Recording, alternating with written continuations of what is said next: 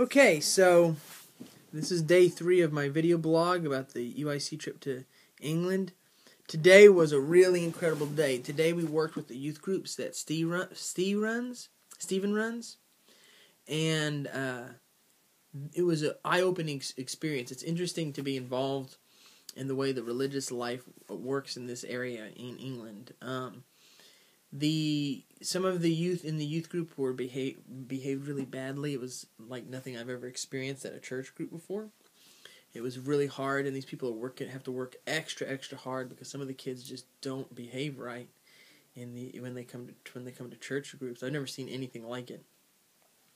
It's bad. But then some of them are honestly seeking. They don't know what they believe, or they really want to believe, or they're at least interested.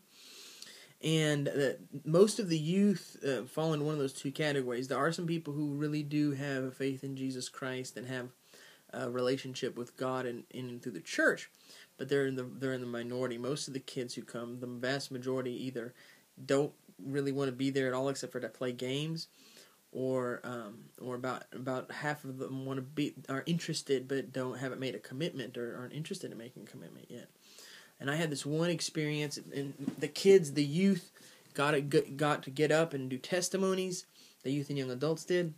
They got to work a ministry role, the likes of which I've never had youth be able to play on a mission trip ever. I've never seen youth act in the role of ministers in the way that our youth and our young adults and our adults are acting in the role of minister here on this trip.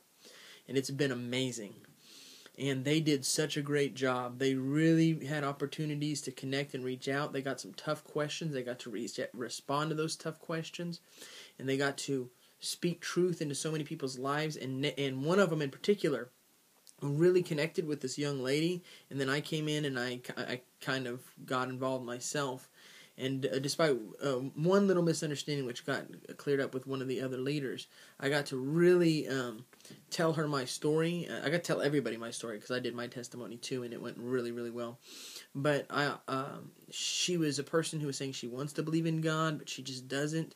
And how does she believe in God? And I got to tell her about God's grace and how God's grace sometimes comes before faith comes, and how you just kind of sometimes in life you have to fake it until you make it. You have to pray and pray and pray, and I gave her, I think, a perspective she said she'd never heard before. She said she'd never heard the gospel laid out as I laid it out tonight, and I've always thought that's true of my life. I feel like God has given me a special kind of message, which is not different from the message that He gives to others, but is presented in a different way, and I really feel like meeting her. I mean, it was so powerful, y'all. It was so crazy. It was such a powerful moment, and Nathan was there, and Jared was there, and they did so much great work today. It was so inspiring to see everything that happened today, y'all. What happened tonight on this mission trip has never happened on a mission trip we've ever done, including Mexico. I've never seen anything like it. I've never experienced anything like it on a mission trip. And I feel like I'm already going to be changed for the rest of my life. I'm really excited and interested in seeing other ways that we can help Tees Valley Youth for Christ. The work that's being done here is so important. I got to meet some of the other youth workers. It's just they're doing stuff here that's so important in the church. There is opportunity for the church to grow here. There is opportunity for amazing things to happen, but it needs manpower and it needs money.